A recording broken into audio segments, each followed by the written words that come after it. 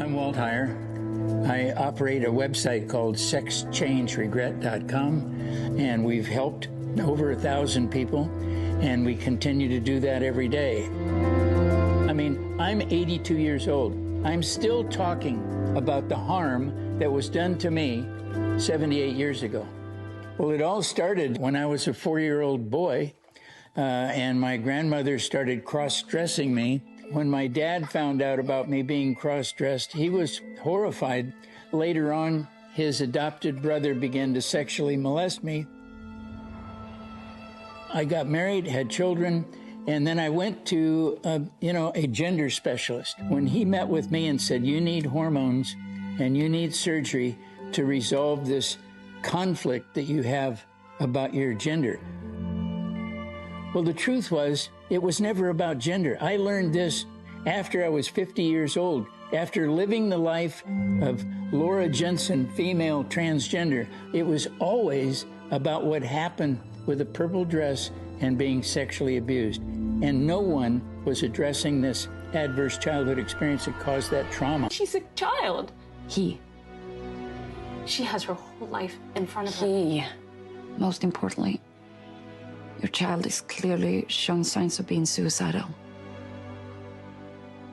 Would you rather want a dead daughter or a living son?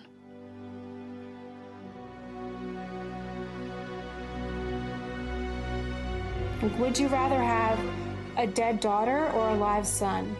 That question is asked over and over again in therapy sessions by therapists, and therapists are trained to say that. They told my parents, like, there's a very low rate of regret in adolescents who transition, and if I wasn't allowed to transition, if they didn't affirm me and my identity, that I would be at risk of suicide. They gave them the false premise of, would you rather have a dead daughter or a live son? But this wasn't true. Before I transitioned, I never had any suicidal ideation until I started taking testosterone, and that was when I was about 2 years on it, and it got worse the further I progressed into my transition.